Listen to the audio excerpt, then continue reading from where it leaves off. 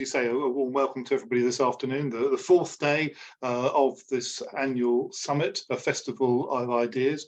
I'm delighted to be joined by Team PRP. Thank you very much for your support and sponsorship of the events, as well as this particular session, Designing for Health and Wellbeing. Indeed, the issues around health and well-being have already sort of percolated up through other sessions. I know this morning we talked about health creation, and we're thinking about what the built environment and the designs for that might look like. And we were sort of letting everybody know, come and join us this afternoon. And in fact, we've had over 3,000 people sign up for the summit this year, and nearly 375 for this session. Now, not everybody's with us, but I look forward to, as Sally says, sharing the recording and the slides to those people who are going to watch it again. So welcome those of you who are here.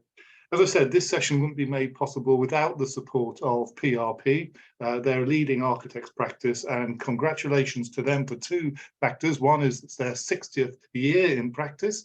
Claire may say a few words about that. And she may be a bit too modest to say that they've actually recently also been shortlisted for 2 REBA awards. In terms of living in retirement, a scheme in Yorkshire and another one in London, which is a bit about multi-generational housing, something that again has come up during the course of this summit so far.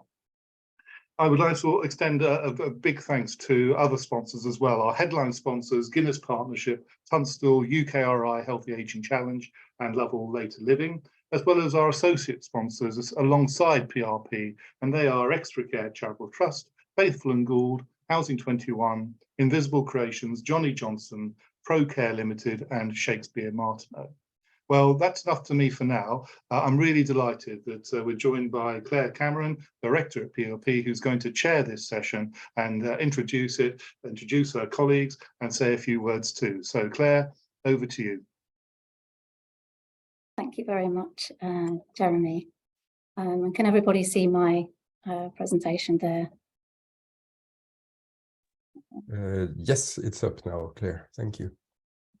Great. So good afternoon, everyone. My name is Claire, as Jeremy has introduced me. I'm an architect and I'm a director in the later living team at PRP. It really is encouraging to have quite so many people sign up for the session, and just encouraging that health and well-being is obviously high on everybody's radar at the moment. I don't intend to speak for too long before introducing the speakers, but just as a little bit of background to PRP, and Jeremy's already given a little bit, we're an interdisciplinary architectural practice celebrating 60 years this year. This is a picture of our founding partners, Peter Randall, Fippin and Parks, and the Director of Technical Issues at the time, Reg. So you can see them here in their 1970s moustaches and kipper ties, but they really did start with design for health and well-being. It started with these guys. They were known at the time for their innovative approach to designing homes in particular, and they specifically considered the way that people would live in the homes. The ride on the left was their first project back in 1963, and it was co-housing as well. 12 houses in a terrace designed to respond to the priorities of the lifestyles of the 12 families that would live there. So there was an extensive questionnaire at the time for the purchasers to understand their lifestyles and how they wanted to live. There was pioneering work to maximise daylight and sunlight, communal spaces for all of the 12 families to share. There was a guest house for friends and families to use. There was an emphasis on biophilic design with a fluidity between inside and outside spaces and central atriums to bring green into the heart of the plan.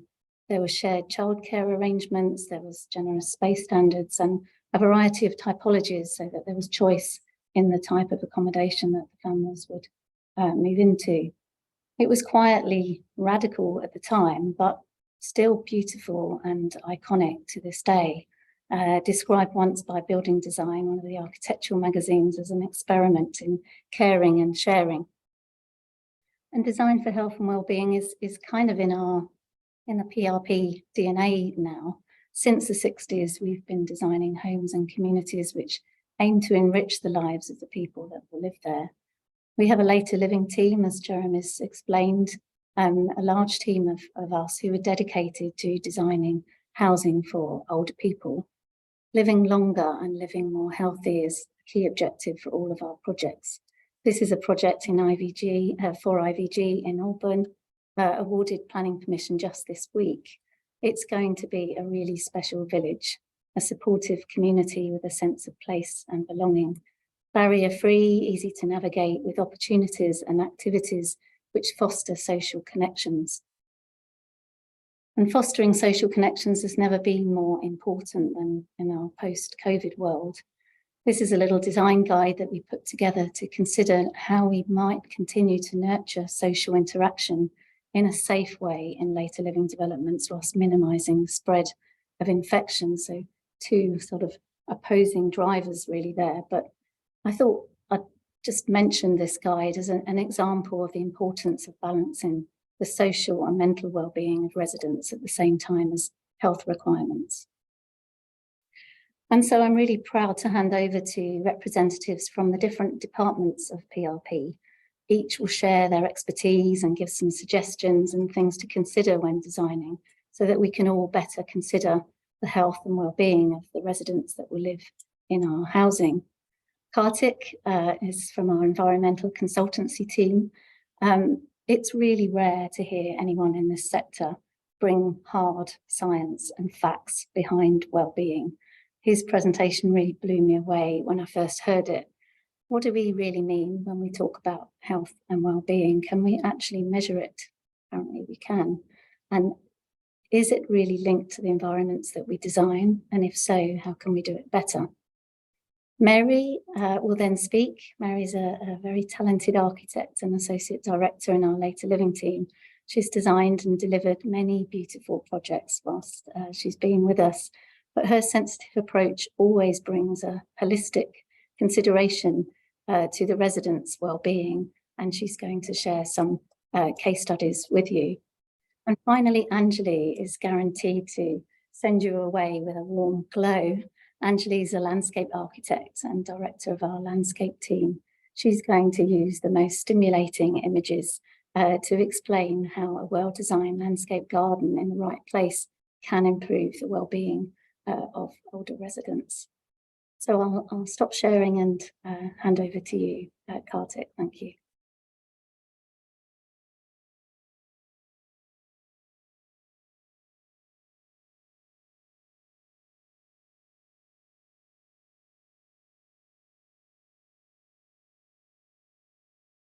Just need to unmute yourself, Kartik.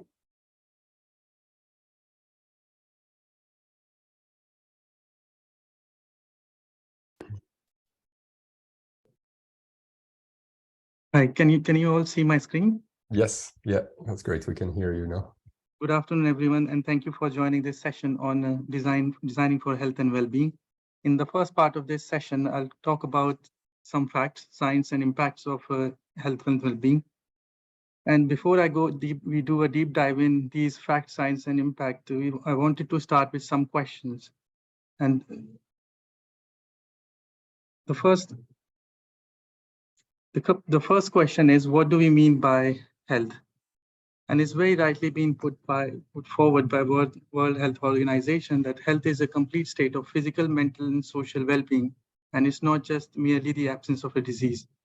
It's important to understand this definition because it has a considerable impact on people as a whole, and also the environment that we live in today's time.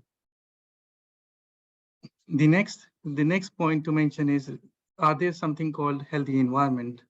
And can they be linked to the way that we live in these environments? You might all have an answer to this question already, that yes, there are healthy environments, but it's also more important for us to understand what kind of these environments are and what is the amount of time that we spend in these environments. There's been a survey which happened recently, and the survey suggests that in today's time, we are spending more and more time in our indoor environments. And to an effect, we are spending more than 90% of our time in indoor environments. Also, most of this time is spent in residences. So hopefully this also sets some sort of a context and background for our later presentation, where we are focusing on residential environments. In another survey, when homeowners were asked that can homes be an agent of health, and is there really a possibility for us to improve our well-being through our homes, the surveys was answered overwhelmingly by people that they believe that yes, there is a possibility of having a better well-being conditions with a better design of the homes. And most of them responded with saying that they see it as an opportunity to find more relaxing spaces, be more happy, and as well as improve their mental well-being. In another question, when asked what are the key changes that they would look into their current homes, so one of the important things that came out was people's requirement to find spaces for either for grandchildren or for their children's. And this is more on relation to the social well-being of the community, and it's not just one person that we are looking at, but it could also be a family or a wider community. So what does this suggest? Does this suggest that as a designer and for today's time, do we have more responsibilities than just designing our built environment? And does it suggest that we, instead of, along with being a designer for built environment, should we also be called as well-being designers? And another answer to this one is saying that should we also be designing for a human-centric approach as a holistic, rather than just looking at buildings as a piece of material and massing? So there are lots of considerations that needs to be taken into to ensure that the space is a more of a holistic design and covers aspects of human-centered approach. We have implemented it quite significantly in most of our projects. You can see it from the slide here, which extends from not just looking at the environmental parameters, but also making sure that we have very people-friendly as well as personal touch given to every aspect of the design. In today's session, what we have done is we've come up with 5 criteria for environmental, and the 5 criteria which are more of a personal side of issues. These can be called as element of well-being. And within the environmental considerations, there are components like air, light, sound, thermal comfort, and materials, which has a greater impact on our well-being. On a personal side, simplest things like water, nourishment, movement, mind, and a community also has a considerable impact on our well-being. So going forward, we'll look into each of them and see what are the key facts about each of them, and what are the key strategies to bring some improvements. Starting with air pollution in today's time is the biggest risk to health. And in 2019, another study suggested that more than 99% of world's population in living in environments which do not have a good level of daylighting, air quality. In a survey that was done in London, 78% of people responded that tackling air pollution should be a bigger priority.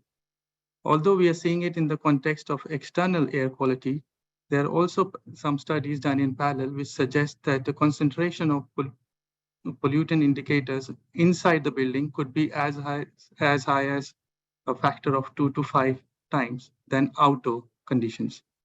And it also brings a focus on the considerations that we need to provide for the indoor air quality of our spaces.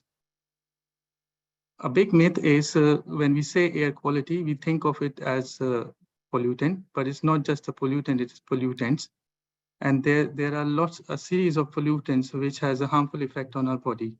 And these impacts extends from lung disease to heart to something more damaging of our organs. What you see on the slide is a list of all the pollutants, and there are different grades of grading given to each of them, which can be considered as good, fair, moderate, or very poor. Although these gets aggregated and seen as one indicator, these are all different criteria and different pollutants. Even in terms of looking at air quality index, there are different air quality index for different countries. So the snapshot on the right is a European air quality index, which is different from traditional air quality index. And this also includes that how complex some of these things could be. And it requires very careful considerations. So to improve indoor air quality in our homes, there are some strategies that we should definitely include in our projects. And this is something that we have already been considering for all our projects. These does not need to be a very complex strategies. They could be a simple strategies as well. However, we need to make sure that they all work together in tandem. Some of these strategies relate itself to good ventilation, making sure that the products are free from chemicals, and as well as ensuring that all the systems feeding the spaces are properly maintained and operated. Another more important aspect is to look for opportunities where we can improve some conditions of the indoor air quality. And it might also require some sort of filtration or detoxification of toxins. Plants plays a very important role in this step, and they can be considered as our friend in this aim of improving air quality within the homes. There's been an extensive study conducted by NASA, where they have come up with plant species which are a lot more favorable in ensuring and in cleansing certain toxics. Moving to the next item, which is light. Light itself has an important role to play and has a bigger impact on our body clock, also known as the circadian rhythm, which impacts our physical, mental, and behavioral changes. And it works in a principle of 24-hour cycle, similar to what happens during the day and night time. And it also has an impact on the bigger body organs, which also obeys the same sort of circadian rhythm. A simplest example is when the melatonin secretion stops in the morning time, we awake and we don't feel any more sleepy. But once the melatonin secretion starts in the evening time, we think of that there's a time for us to sleep. So it's very important for us to overlap our body clock with the lighting considerations in our design. And we should be designing spaces which are both for daytime as well as nighttime. And they should also be considerate to how they can be flexible enough so that they can change and respond naturally to some of the day and night conditions. In case there is a disruption in our body circadian rhythm, it can lead to some sort of a disorder and also physical illnesses. For example, obesity, diabetes, and depression. So it's very important as a designers for us to ensure that we provide our occupants not just with good daylighting levels, but also with the conditions which are representative of a natural environment. This can be done in many ways. So for example, ensuring that the morning time spaces are being designed with more warmer lights, afternoon it gets cooler, and in the evening we get back again to warmer light conditions. There are also new studies and new technologies in place to make these improvements. So for example, lighting luminaires can be set to different color temperatures, and it will change, the lighting color temperatures will change according to the timing of the day. There are also measures for us to include simulation methods, which are not just the traditional lux levels studies, but is more related to humans, which will more human-centric, and something called as equivalent manolopic lux. This lends us to design lighting systems as well, and there are different kind of considerations that we can look into before we go and select the luminaires, and this can change itself to different kind of spaces that we occupy. So for example, spaces which are more intimate can be provided with warmer lightings, and spaces which are more for daytime use, like offices, would be provided with more sort of a light or white colors. Moving to sound, although it doesn't come across as a big impact on human health, it is the second leading cause of ill health after air pollution. And the main reason is that globally, there is a big percentage of population which feels disturbed or gets disturbed by this aspect. 1 in 3 of us feel disturbed because of the daytime noise globally, and one in 5 of us feel disturbed during the night time because of traffic noise. There are quite advancements that building regulations have undertaken to improve these scenarios, overlapping with passive design strategies. So for example, if we want to ensure natural ventilation within the spaces, we should at the same time also ensure that there are good acoustic level achieved within the spaces. There are also impact of sound on our health. And it has been found out that during a constant exposure to sound, a human body can feel stressed, or it can also lead to a hearing loss. There is another important point to mention here that sometimes when we look at decibel levels, we think that is just one matrix, but there are different matrices for calculating sound levels, and they extend from something which is calculated over a day, something which is calculated over a period of time, or something which is more related to a maximum amount of noise levels. The next topic is thermal comfort. The thermal comfort also has an impact on our well-being. In fact, it can be related directly to the loss of productivity. And with every degree increase in temperature from 25 degrees Celsius, there is a loss of productivity of 2%. So for example, if someone is working in an environment which is higher than 30 degrees, it can be assumed that that will lead to a 10% of productivity loss. In the current time where our homes are also becoming our workplaces, it is also very important for us to consider or to reconsider them with a lot more emphasis. So on thermal comfort, usually we relate itself to just the air temperature. However, thermal comfort is not just the air temperature. There are other factors involved as well. For example, airspeed, humidity, and radiant temperatures. And these are all in relation to a space and its environment. So as a designer, we should be looking at creating spaces which are more flexible and can also provide a good relief to all these four conditions rather than just the air temperature.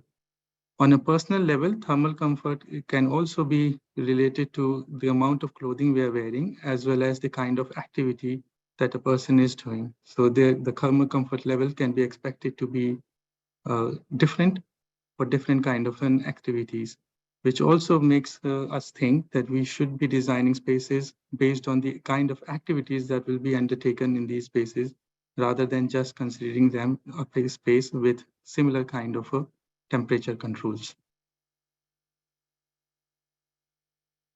Moving to the last item, which is on environment, which are materials. In a recent studies, it's been found out that 95% of the chemicals that are being used for constructions, they lack the information about the health impact it has on our physical body. And this is a very important point, because we are always close to some sort of material in almost every time, and we are exposed to a lot of chemicals in almost a continuous time throughout the day. Some of the common toxins that are considered from materials include VOCs, asbestos, and also carcinogenic items. It is very important for us to consider designing spaces with healthy materials, and it is important for us to be very careful about what are the chemicals that are being included in these different types of materials, so that we ensure that a healthy environment can be created. There is a big movement that has taken place to help with this thing, where every material will be required to provide all the ingredients that it consists of. And this becomes something similar to what we see on our food items that we go and buy outside, and has a list of all the ingredients. So a similar sort of an approach has been also taken for materials. In addition, these other factors can also be provided to understand whether they have some sort of an embodied carbon impact or impact on any other environmental degradations.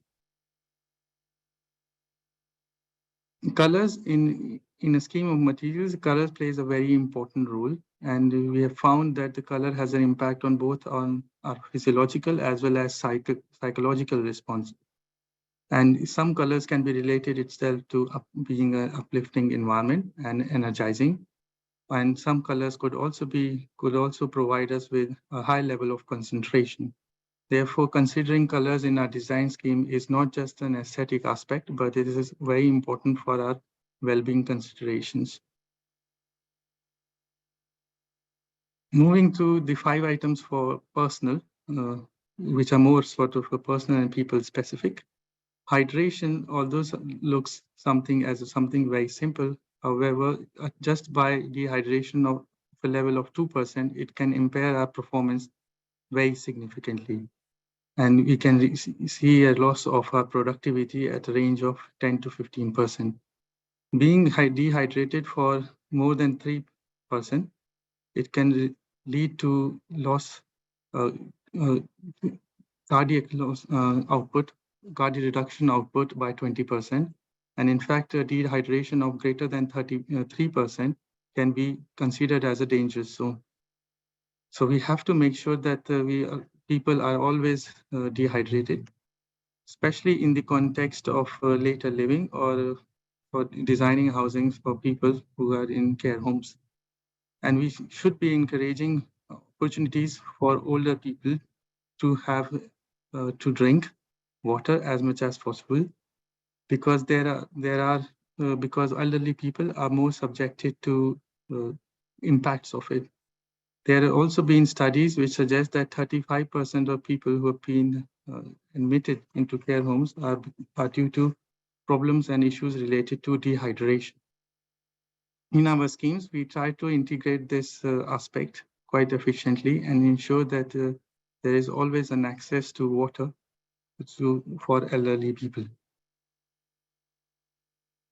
Nourishment, which relates to our eating habits, is linked to has a linking of 66% increase in risk of productivity losses. In our design, we should be encouraging healthy eating, and this can be provided by leaving an opportunity for people to grow their own food production and also talk to each other to be more aware of healthy eating habits. This can greatly help in increasing the well-being of not just as an individual, but also for his neighbors and the community. The next one is movement. So simplest things like physical movement as well, or has a big risk on older people. And it has been identified as 4th leading risk for global mortality. Among the people who are aged more than age of 60, just by exercising by 15 minutes, they can reduce their risk of dying by 22%. So it's something which is very important for us to embed in our design. And again, looking at the perspective of designing for later living or older people is something which should be considered with great importance. In our designs, we try to promote physical activities as much as possible while ensuring that there is a good provisions for people to walk and while providing them with safe routes as well. Mind itself has a big impact on our health and well-being. However, it also has an impact on our physical well-being, and a poor mental degradation can be considered to be harmful for lots of our physical activities, and is linked to poor mental health is linked to problems such as diabetes, obesity, and cardiovascular diseases. To mitigate this situation, biophilia, the hypothesis helps quite a lot. And in fact, even in when the modern medicine did not exist, nature played a very critical role in restoring our health. And we should be trying to integrate biophilia as much as possible into our designs. Although biophilic designs are considered more closer towards integrating greenery into our buildings, however, it is not just that, and it has a lot more considerations to include, which, for example, ensuring that there is a relationship drawn between human and the nature, use of natural patterns and processes, making sure that we use shapes which are more relatable to nature, and at the same time looking at considerations of how a natural light can be provided to those spaces. And lastly, community is the most important aspect of our social well-being, and we should be ensuring that we design our spaces where people can come together, at the same time enjoy and do some activities which are more fulfilling to them.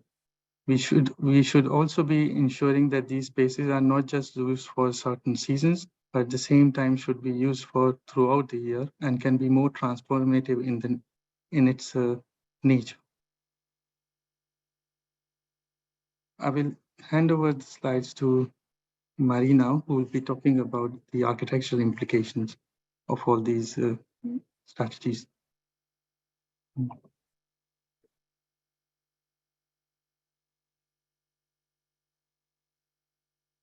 Let's go to that.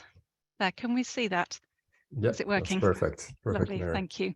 So thank you, Kartik, and hello everyone. My name is Mary Hutchison and I'm an Associate Director at PRP. And to recap, these are the 10 elements that we can see as being the drivers behind our approach to design for our well-being. I'm going to focus on 4 of these: the light, movement, community, and mind. But before I begin, I want to share this as a quick reminder. Many of you will have seen it before. It's the Happy Report, which was first published in 2009. And in here, we have a similar set of 10 design criteria. Fundamentally, this is about providing good design that supports people to live well, and in particular, older people, but it can be for anyone. In the later living team, we still refer to this frequently and follow the guiding principles in our design. And in this regard, it's worth reflecting what we are thinking about getting older and what it's all about. One thing that we do all have in common is that we're all getting older. It's inevitable. We're very aware of the challenges of aging, but this is a very personal journey. And here we can see some of those challenges to our personal health, our psychological health, and our social well-being that are often associated with aging. But we can age well, and we can do that. We can do a lot to support the process by providing an enabling and adaptive environment. And that is a focus for us as designers. So let's start with light, and firstly, good daylight. Here we can see the benefits of a lovely winter garden space on an autumn day. The glazing around the balcony makes this space usable all year round. In the colder months, you can close the window and this will moderate the outside temperature and allow one to sit out. And then it can be opened up in the summer to allow the space to act as a simple balcony. The lady is reading here, and she has great daylight to support that task. And in the latest signature care homes, they've installed circadian rhythm lighting in the dementia wings to help residents find their natural rhythms of day and night. A vital aspect of health and well-being is healthy sleep, and when sleep is disrupted, it does upset our mental wellness. Signature are monitoring how the residents are responding to this to try and understand the benefits, and it's such a simple intervention that can have real and direct health benefits. But with the greater awareness of overheating in our buildings, the way we design our windows is more scrutinised, so we need to do this well. The new building regulations ask us to control the size of windows to limit unwanted solar gain, and there is a fine balance for good daylight versus overheating, which is a challenge. Daylight levels within the dwelling are so important, especially with our ageing eyesight, and older people especially spend more time at home. We need to be able to see out of windows from a seated position and be able to open windows from a wheelchair. And on to movement. And as designers in the later living team, we strive to have a simple, legible plan with lots of views out from the circulation so that our residents are well orientated, they don't get lost, and they're calmed by their environments. Walking around takes longer, but it's good to have the gentle challenge of a little light exercise, and having an outlook engages with the surrounding community. An environment with level surfaces, seating en route and discrete handles are all enabling interventions that make the journey achievable and enjoyable. And community. We're aware of how important our communities are to all of us. This is an example of an intergenerational community which we designed in collaboration with Met Workshop for Nationwide Building Society. Our role here was twofold. Firstly, to advise on creating a dementia-friendly master plan, and also to design the intergenerational housing, seen here in blue within that master plan. To be dementia-friendly in the wider community, we need to think about wayfinding points, clear lines of sight and level access to be barrier-free and enabling. In this master plan, there were clear activities on each corner within the landscape and a park running through the space, all memorable and visual markers. The community hub building is characterised by its height, occupying a significant corner plot at the heart of the development. It can be seen along the vistas of each of the adjacent main streets. And there were also an interesting set of intergenerational typologies pepper-potted through the scheme, including these walk-up apartments, which were inspired by images of the Swindon Railway Village with paired front doors to encourage neighbourliness. These properties occupy the tricky corner plots. They lead onto the homestead gardens behind, which is a shared community garden. And in 2021, this project was recognised for the first Housing Design Award for a building for a healthy life. The project is coming on well on site and the show flats are open. I'm sure you'll see more of this in the coming months. So mind. For me, this encompasses the best of what we do in understanding how design can help to support people's minds. I'm going to share a project, part of a project here, where we have done something really special with a particular focus on designing for dementia. Although the project is actually intergenerational and for everyone. This scheme is for Rowcroft Hospice in Torquay in Devon. The site is on the hill at the edge of Torquay with views down towards the sea over the town. It's a truly beautiful site and currently provides hospice care both on-site and outreach to the wider South Devon community. The photos shown here are of Main House and Rainbow House, and these buildings are set among an arboretum of trees. So many people are invested in this project because over the years the Rowcroft charity has delivered care to so many local families. They are well known and well respected. There is a strong volunteer community that support the charity, and more than 100 people are employed on the site. The project will deliver a new community for Rowcroft, which will ultimately provide funding and longevity for the charity. This community will include a new hospice, a nursing dementia care home, independent living apartments, a village hall, a restaurant, a new nursery and guest lodges across the site. It's a rich mix of ages and occupations. The concept for the site is to provide a legible series of spaces and activities by providing clear visual connections through the landscape. Both Rainbow House and Main House are retained on the site and are prominent in their setting. The routes between these buildings are recognisable by allotments, beehives and the boating lake, and more of the beautiful gardens, all of which are offering purpose to those living on the site. Incidentally, the retention and reuse of the buildings is just part of the sustainable approach to the site. The client has strong vision for the whole site to be net zero carbon in operation through the use of robust construction methods, ground source heat pumps and photovoltaic panels. The guest lodges are designed to be passive house standards.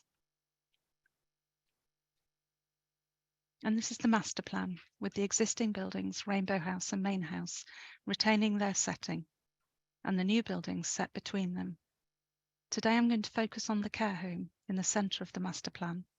This is a dementia care home, and we were lucky to spend time with the design team from the Hoopvik in Holland. They have a very different perspective on providing care for those living with dementia. It's more of a living well approach in creating a more normal home setting, supporting people's lifestyles and personal preferences. Here we can see one of the 6 households. The households have just 10 bedrooms, sharing a kitchen, dining room and a lounge space.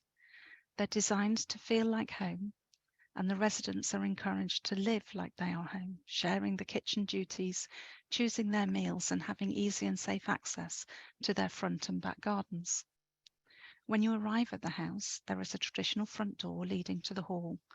The journey through the dwelling is recognisable and familiar as rooms of a home and furnished accordingly. These are simple but significant moments on the journey that will provide a safe and familiar environment for those who live here.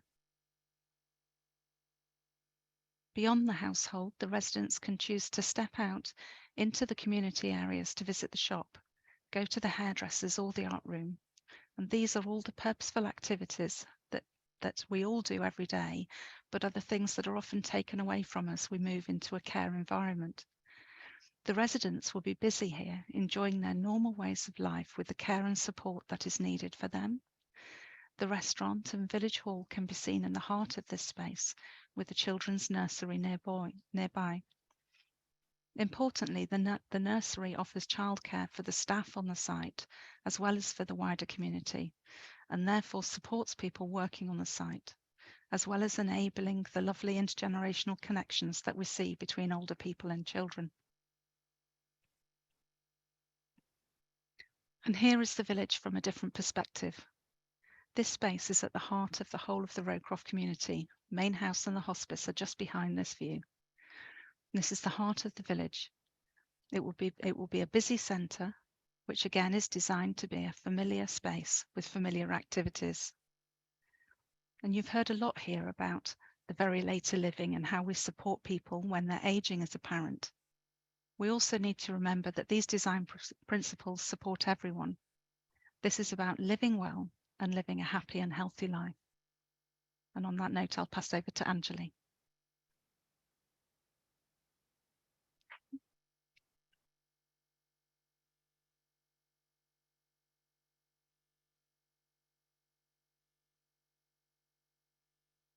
Good afternoon, everyone. Can you see my screen?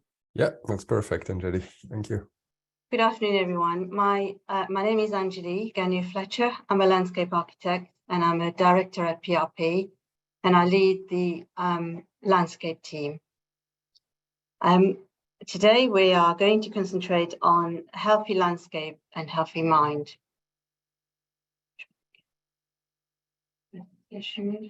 Okay. A few years ago, we wrote a paper, a fact sheet for the HousingLIN about landscape and dementia. And one of the key findings was a well-designed landscape or garden in the right setting can help improve the quality of life of any residents and really create enjoyment. And we've highlighted the word enjoyment here in pink because we're really going to talk about that word joy. But it also encourages those with dementia to live a more active and stimulating life, which can help combat the effects of declining cognitive ability. Whatever your ability, the feeling of joy is one that really brings out positivity. It gives an uplifting feeling, provide a positive motion, and as well as well-being. Joy is that feeling of the just now. That's how we all measure joy. Happiness is a very, very different and totally different element, as happiness is measured over time, whereas joy is that special moment of the right now. So what do we all find joy in? Hot air balloons, possibly, with lots of colours. For me personally, it is the onset of spring and a row of cherries, or the daffodils, or a rainbow for others, as well as more recently, somebody spoke to me about what wildflower and a whole meadow brings to them. Are these passing pleasures, or are they universally joyful? Because really joy starts from the feeling of the senses and to look at the sensory stimulation. One of the key themes when we look at designing for dementia is sensory stimulation. We look at introducing planting through color and contrast and texture as well. We look at water and how water can contribute benefits, including sound, touch, and that cooling effect within a garden. However, we need to be very careful when we bring in water within our design in a very designed to be safe in a controlled manner. Usually a shallow reflective pool or bubbles will pose the least risk. The one that we avoid is the trickling water. The use of the strongly scented planting as markers within a garden environment, possibly located at corners or seating areas or along an access point.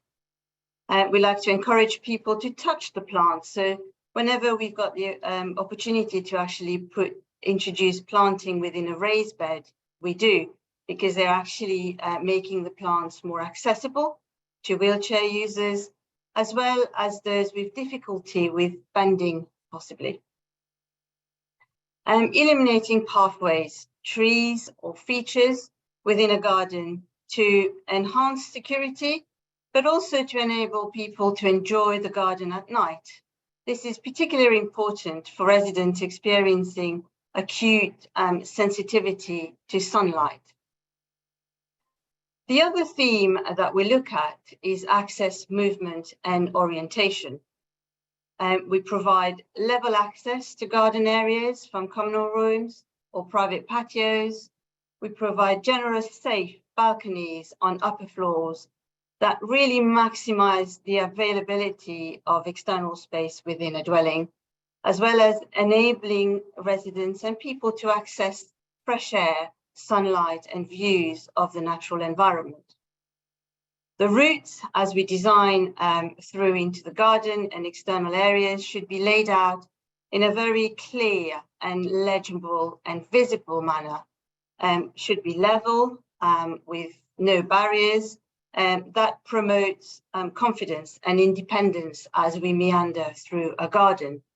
Footpaths around the garden must be immediately obvious, really signposted and clearly signposted, as a resident who can see the garden but not find access to it can become more agitated and anxious as well. Maximizing views into the garden, arranging possibly a seating area at bays at upper level to provide views into the landscape from a very safe vantage point. Providing clear and legible routes at entrances, announcing entrances so people can actually get to where they're going to. Introducing a circular walking route which returns the residents straight to where the starting point of their journey was. Routes must never terminate into a dead end, and the gates that we design within a garden should actually be concealed. Providing clear navigational markers around the garden and along the building margin, such as we mentioned earlier, strongly scented plants in a garden or a garden feature. In this image, we're showing a shed, possibly a brightly colored shed, or also consider including sculptures or memorable features to aid wayfinding. Possibly a camper van, again, more colors into the garden. Design external space based on themes and colors, which follow an overall design concept, but also aid orientation into a space. Introduce paths that are wide enough for two people to walk to facilitate accompanied access and wheelchair users too, and ensuring plenty of opportunity for pausing and sitting along routes that we design. Memory and mental mapping is certainly another key theme and element that we look at whilst we design our gardens for people living with dementia.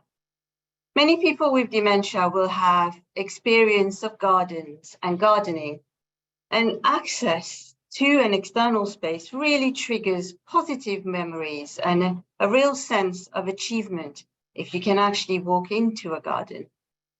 The attribute of a garden, including particular image and smell, can stimulate memories of home giving, a strong sense of normality, security, as well as refuge too. And there's that real opportunity to reminisce of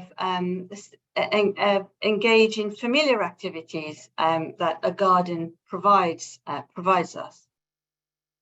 Introducing kitchen gardens in some of our schemes where we can raise planters for people with limited mobility to participate in gardening hobbies, but also possibly providing a greenhouse or a potting shed to really encourage horticultural activities.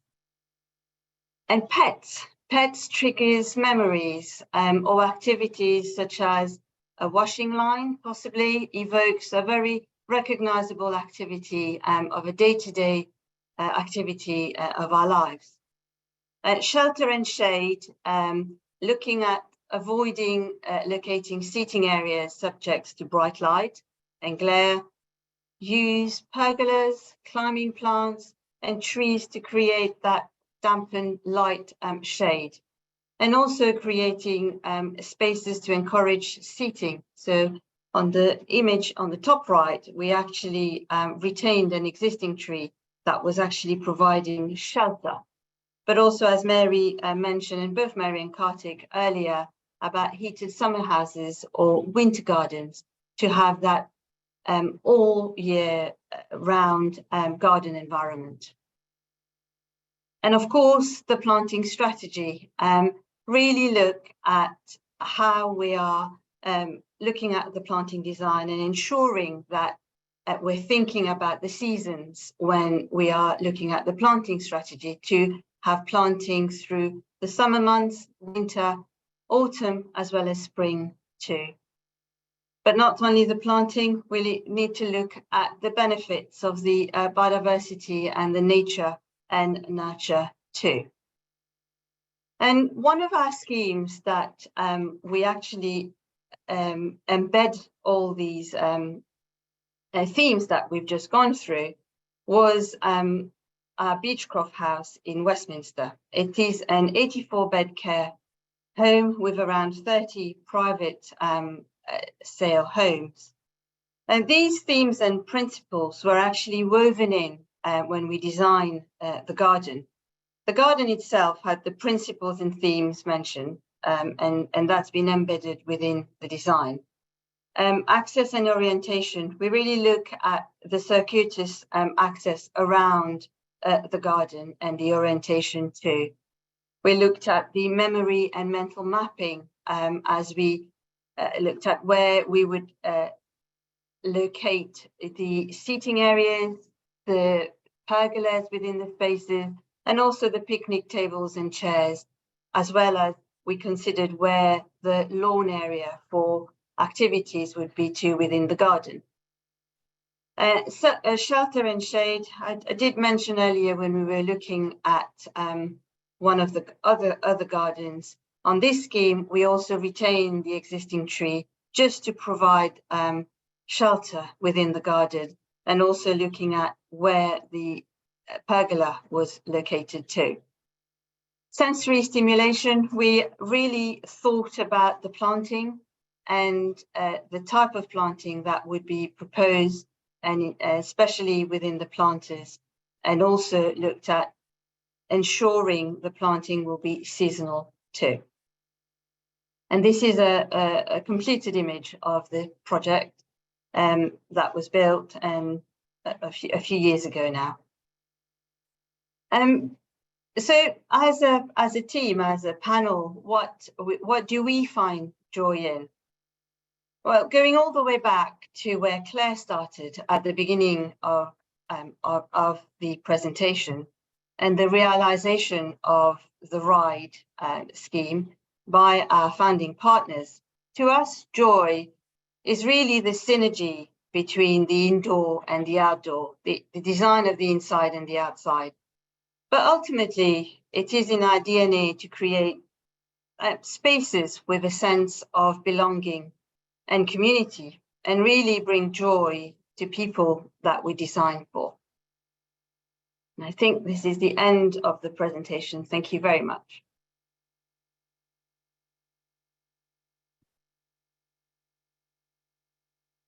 Thank you, Anjali. Everyone, amazing presentations. There's not that many questions on the chat, but just from my own point of view, sort of to start with, I kind of feel a bit overwhelmed now, especially listening to Karthik, you know, as a designer and advising clients, you know, we really have got to get everything right, the lighting, the daylight, the thermal performance, acoustic properties, the colours, the social connections, the landscape, the materials, but nonetheless, you know, starting to actually talk about it now more than we ever have, and breaking it down and having experts around the table. I just encourage clients listening to sort of engage with this discussion and think more about those items, you know, at the point of design. There's a few questions from Catherine about the Rowcroft project that Mary presented. She was asking about incorporating a hospice on the site, saying it was interesting, and where did the proposition originate? It was the opposite. The Rowcroft already had a hospice on the site, and yet they had their staff base on the site, but they were delivering care to, I think it's a 300 miles square area of Devon, and recognised the need for care and the opportunity to extend the care that they provide on the site, and that they have that beautiful site to extend it to an intergenerational provision of not just a care home, but also assisted living apartments and nursery. And it was that your next question was about, to what extent are your clients consciously asking for these elements and outcomes? This client, Mark Hawkins, the CEO of Rowcroft, is just so forward looking and ready to question, you know, the boundaries of what this country are currently providing in terms of hospice care and care homes.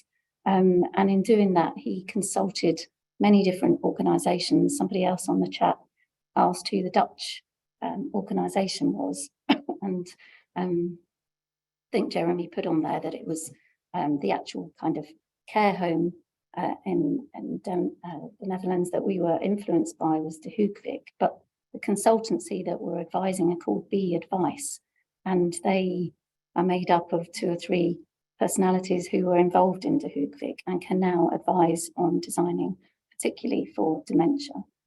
So that's how that's come about.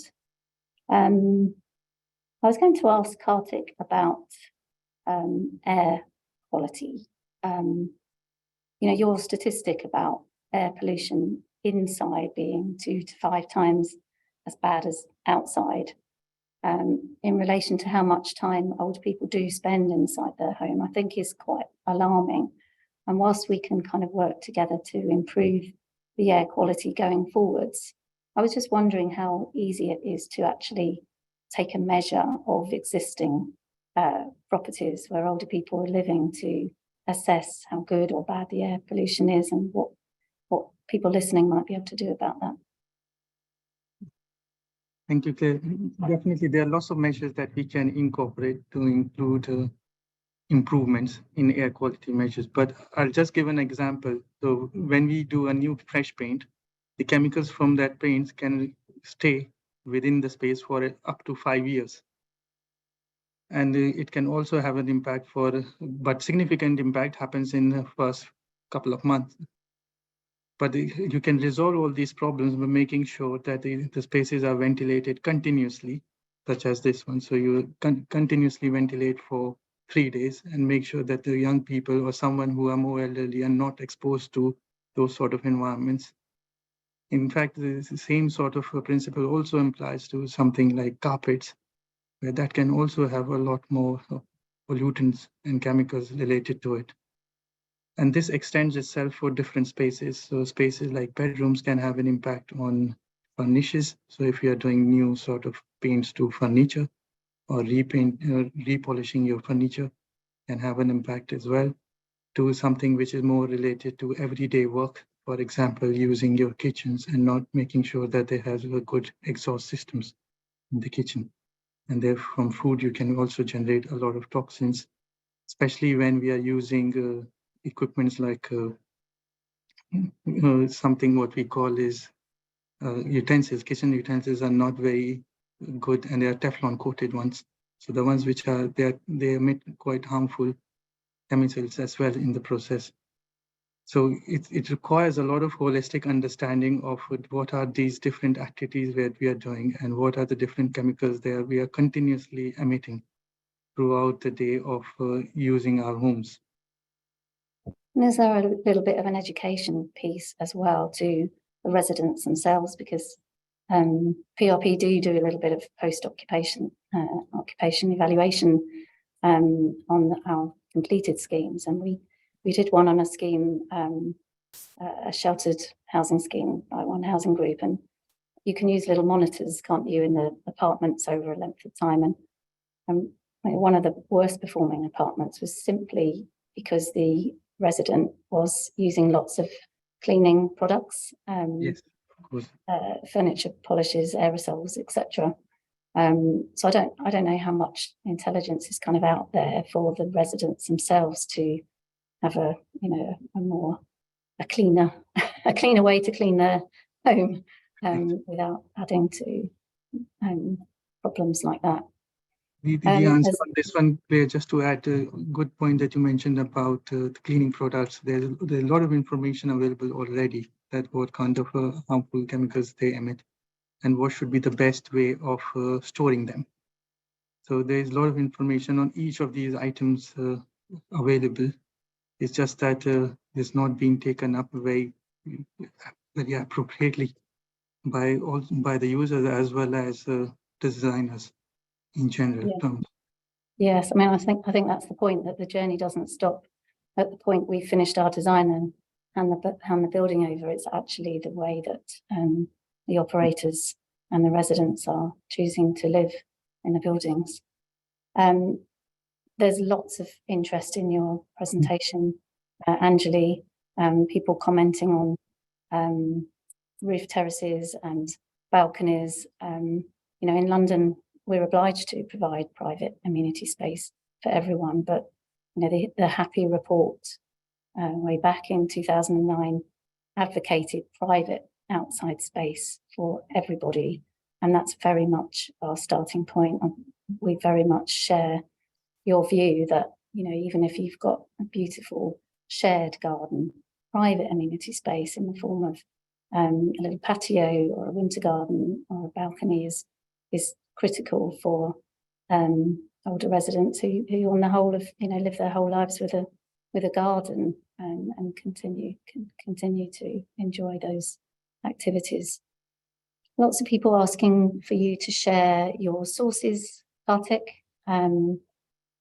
The slides will be, this is being recorded, so the slides will be available, and most of the slides do have a recognition of where your sources came from, but Kartik's here, and our development consultancy team will be pleased to help any clients that want to sort of pursue any of those areas. I saw something here. So the latest comment from Robin Darton, can we talk about adapting to climate change? All of the speakers. Well, of course, that's just a critical another layer that's added to my list of things that we've got to get right. I don't know if you want to sort of comment on that, Kartik, as an environmental consultant, if there is a kind of overlap between the things that we're promoting here for health and well-being and signing for climate change. A very valid point mentioned by Robin, Catherine, on climate change. And one point before I explain what we are doing is another important point for all of us to know, that climate change is not just the climate change that we are tackling, it's also the pace that our environment or climate is changing. So it's both things. So it's the pace is extraordinarily fast. What we experienced last year was 40 degrees Celsius, and before that it was 37. So you're seeing that the temperatures are increasing at an incredible pace in a very, very short time.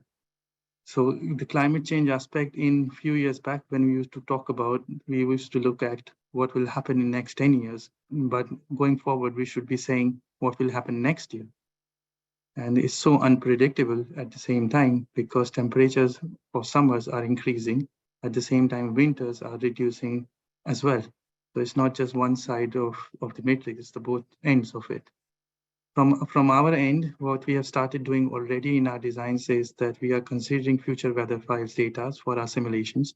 So we are not simulating using weather conditions which exist of today or something which were used for 10 years back as a climate information. So all our buildings are being designed robustly enough to include these future considerations of weather changes, especially in the context of overheating, which is becoming big news in today's time and being adopted by building regulations in UK as well. And these sort of future weather information we are also using for other streams of our environmental design, for example, wind simulations and considerations too. So I would say that climate change is very real. We all know it, and we need to start working towards it from now. And this start can also relate itself how we design for tomorrow rather than thinking of what we are designing for today. So most of our projects definitely includes these considerations already. Yeah, and in fact, one of the schemes that Jeremy mentioned at the beginning has been shortlisted for a regional RIBA award, New Lodge up in York. You know, Joseph Rowntree have always been at the kind of cutting edge of research, and at the point that we were designing it, they commissioned PRP to carry out a climate resilience report, and that was looking to 2050 to look at how we might design, what the implications of climate change might be, and how we might change the design now so that they are prepared for the future. And some quite interesting design changes sort of came out of that, increasing the overhang on the dormers to offer more shading to the windows. I mean, generally it came out that the top floor was going to suffer the most from overheating.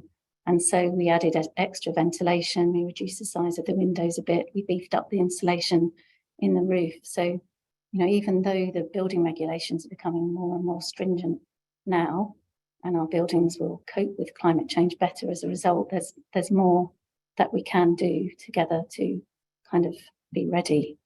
And some of the requirements for, you know, improved building regulation requirements are actually fighting with what we know suit older people. For instance, the overheating regulations now are kind of directing us towards small windows. Well, of course, then we're going to cut out some of the connection, the visual connection with the wider community, and the amount of daylight that the residents will enjoy and need as they age. So it's a kind of double whammy, to be honest, but with some consideration, we can start to address that. So we can still have the large windows looking out into the garden, but we provide shading where we need it. And so we're always working on it, Robin, to be honest. You know, long may that continue. Mm. Have you spotted any other questions, Jeremy, that I've missed? Oh, there were a couple earlier on, Claire. Just bear with me for a minute. I mean, there's a rich selection of questions, as you say. I think Alison from the United St Saviours again was still touching on thermal comfort and sleep, and that may be the question about, you know, where can you find the actual findings. Yeah, I was interested in the lighting, the information that Kartik showed on lighting, because as architects, I don't know about Mary and Kartik, but I'm always frustrated when we go back to buildings and see what has actually been installed, because so often that lighting provision has actually boiled down to somebody writing in the employer's requirements a British standard, and that is, of course, the lowest common denominator, and is often what's delivered by contractors under a design and build contract at least. And what you find is a kind of sea of unified flying saucers, I call them, lights or spotlights, in a unified way around the room. There's no way of achieving any kind of mood lighting or flexible lighting to respond to day or night conditions. And it's a missed opportunity, which I don't think is an enormous expense. And so I would urge clients listening to just try to pin that down at the point of, tendering these buildings, so that we can actually work towards people's well-being and correcting circadian rhythm. That some of the care homes you see have bright lights which come on in the bathroom when somebody gets up at night to go to the loo, and that's not going to encourage them to get back to sleep afterwards. But you can have low-level skirting lighting to aid somebody's safety while they go to the loo in the night, and guide them back to bed without that big disturbance. So again, actually, there's quite a lot of intelligence out there, but not always the sort of take up or the budget to do it. I think I did see somebody ask about, are any of these schemes, most of the schemes that Kartik showed and all of the schemes that Anjali showed are PRP projects, and many of them are affordable projects. I think I'm right in saying that, Anjali, Kartik, and the project that Mary showed is actually, it's a charity, and that hospice care is free to those people receiving it. It doesn't need to be expensive, it just needs to be well considered. Just coming back to the lighting point though, Claire, I mean, one of the things that I've got out from the presentations is actually this is really not just around older people. This is around looking inclusively, because this is about the well-being, and this session's around health and well-being, and things around lighting, air quality, actually has a significant impact both on young and old. And for those in older age, especially with deteriorating eyesight, there's an issue about how to reduce the glare. So the issue that you raised around maximising light against sort of having small windows, issues around sort of creating circulation, and all the points that Anjali raised are really critical for both natural light as well as artificial light, and how we use that appropriately to reduce the barriers that are out there. Yeah, definitely. Mary had that lovely image of the winter garden at Evington, with the lady enjoying the space, in maybe not such great weather. Every time we go back to that scheme, those winter gardens are always occupied, and I think they cost £20,000 at the time each, which seems like an awful lot of money. But the sort of the use of that balcony space is just cost per use is relatively low, and you can move that sliding screen for all of the summer months to just use it as a balcony. So it's great flexibility, it's great amenity, and it also provides sort of shading to all of that lovely glass as well, with contact to the garden. Somebody said, not sure about doing yoga. Well, it's interesting, because I think Catherine makes a really interesting point there. I'm not sure it's one of your schemes, but there's a fantastic scheme, I think it's in Reading or Slough, where in fact the use of the communal space, we've talked very much around external space and private household space, but the use of communal space is just as important, and how that is used for health and well-being. So recreation classes, Tai Chi and the like. So I know as you as designers are thinking about, and you've done a lot of work about the community hub, and where Extra Care or that facility offers in reach as well for the community to be mindful, to participate in health and well-being activities. Definitely. Has there been close working with NHS and local authority partners when designing these schemes? Yes, did we engage with the NHS, Mary? We're working to HTMs and HBNs for the hospice. So it is a health building. And their relationship is ongoing because there is an existing hospice on the site. So they are very much part of the ongoing facility that is there, that's provided. So yes. Thank you. Kartik, somebody else is asking about existing housing stock, which is where I started with sort of air pollution, air quality. What measures can clients take to kind of try to correct some of the issues you talked about? Small changes, affordable changes, which might have more of a bigger impact. Even in this case, there's a lot of measures that can be incorporated, and usually what I suggest always to everyone is to keep it simple. So the more simple we keep it, the better it is. And one word, if I can leave it as well, also for this today's talk, is also looking in the context of climate change, is that we need to design for adaptability. And it's very important for us to consider these aspects. So we are not saying that there is a set formula for 2050, then that formula is going to change for 2070, and there's going to be a new set of guidances for the next 30 years. It's just to ensure that the buildings have been designed so that we can link or bolt on these adaptive features. In the context of existing buildings, there is a lot of possibilities coming now that we can insulate our buildings a lot more better compared to what it was earlier. We make sure that there is no mold growth, for example, within the spaces. There are no condensations happening. All those risks can be avoided. At the same time, we can make sure that the windows can be open to a larger extent. And if there are any flexibility in changing partitions, we can make them cross-ventilated to get more airflow inside the spaces as well. The finishes and the interiors aspect is something I think is easy to incorporate and change it. For example, getting rid of harmful paints and adding finishes which have no VOCs or no chemicals in them. So that's another small, simple steps towards making some of the changes which will have big impact.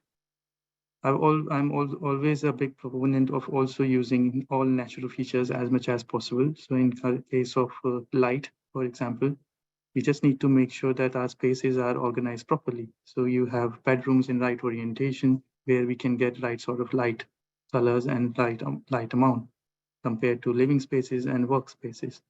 So internal organization of spaces could also give a lot more benefit rather than including something which is a lot more sophisticated. If we see it as two steps, first step is simple, easy things, reconfiguration, which helps everyone. And then the next step is technology and how do we incorporate that, aligning with these initial simple steps. I was just going to say there's a lot that can be done retrospectively with regards to landscape, Anjali. Yes. We quite often go back to projects and look, do a kind of portfolio review for clients and local authorities. And one thing that I see a lot are sheltered schemes from the 70s or 80s where all of the ground floor apartments kind of overlook a garden, but they haven't actually got the door, so they can't get to it. And they haven't, and by simply replacing the window with a door set with full height windows and a little patio, I would have thought that would transform the lives of the people that live there. And I know it's expensive to do that, but it's relatively easy. and something to kind of have in the pipeline to open up a garden. And then, you know, and then a lot of it is leftover green, just grass, which can be replaced with a rich and stimulating garden, and kind of along the lines of what Angela is proposing. Yeah, I mean, I was just going to add to this, what we have had to do on a lot of other schemes is there's grassed areas, Claire, where we've the residents have asked us to design alongside them growing areas where they're wanting to grow their own veg and flowers, etc. So it's been quite fruitful. Landscape. I like the pun. Okay. I think the other thing is we're seeing increasingly people thinking about pets as well, you know, both in terms of that sort of relationship, addressing loneliness and isolation, but also, you know, there's some fantastic schemes and a charity called Hen Power, which encourages people to have chickens, you know, on their in their gardens or in their communal gardens. So again, to ensure that there's a lot more social connectedness. Yeah, definitely. I can see there's a question about using these design ideas for adults with learning disabilities, and that's certainly something that, you know, we do here as well at you know, at PRP. We've designed a few schemes for learning disabilities. They tend to be smaller buildings and smaller clusters, but absolutely the domestic characters and the familiarity of buildings and relationship to gardens are all very, very important in those designs. Yeah, I couldn't agree with you more, Mary. And in fact, colleagues on the call and participants may not know that actually over half of our work in the LIN is actually around supported housing for people with learning disabilities or looking at other solutions. And tomorrow in our morning session, we're launching a case study. In fact, it's out on our website already, where an inspired authority has taken an offsite and MMC approach to look at how to increase supply of good quality housing for people with learning disability or autism. And we would love to feature more examples of that, because I know that it's an area that is of interest. So yeah, please do let us know. And I know you've done schemes where you've combined developments for older adults as well as people with physical and learning disabilities as well. So it's really encouraging. Brilliant. Well, I think we've tackled most of the questions. I've just had a little pop-up on my laptop saying my battery's running low. So maybe it's time to thank everybody very much for their presentations and wrap up, unless you've got any closing comments, Jeremy. Well, Claire, I'm certainly recharged by all the comments as well as all the presentations that you've given us this afternoon. It's been a really powerful message about not just about how we design in terms of the physical build, but how do we design holistically for our health and well-being and all aspects of it, from physical to mental to emotional to social. And that's really, really important. A number of questions and comments in the chat box and the Q&A will relate to sessions that we're hosting tomorrow, both in relation to learning disabilities, but also in relation to climate change. So if you haven't signed up for it, it may not be too late to register for the session tomorrow morning, which is looking at an agenda for change around climate. Also, I'm really proud to say that as part of a consortia, the HousingLIN and a number of others, including the GLA, have joined a new network that was launched yesterday, the Health and Housing Impact Network, which is funded by the Future for London and other partners, which is very London specific. But I know Catherine, who has posted questions and comments, is very instrumental in this. And please do have a look at that, because we'd love to continue this debate, not just in terms of informing and influencing practice, but also policy. And a number of questions raised issues about, are the NHS engaged in it? Where are local government in this? And it's a really important area that we wish to pursue further. But all that leads me to say is a real big thanks to you, Claire, for chairing today and presenting earlier. A really fabulous set of presentations from Kartik, Mary and Anjali. Thanks PRP for sponsoring this session. It's been really rewarding for me, and I hope, I see from the chat box, a lot of people have got a lot out of this. So thank you very much. Can I also say a big thank you to the team behind the scenes here at the HousingLIN, Jerome and Sally, who've been posting questions, answering queries privately, and a number of things, so making sure nothing goes wrong and it all runs smoothly. And I hope everybody can go and recharge themselves with a nice early evening, late afternoon refreshment of some sort. And thank you very much. And I look forward, I hope to see some of you tomorrow at the final 2 sessions that we're running. Thanks, everybody. Thanks, Jeremy. Thank you, Jeremy. Bye-bye. Thank you.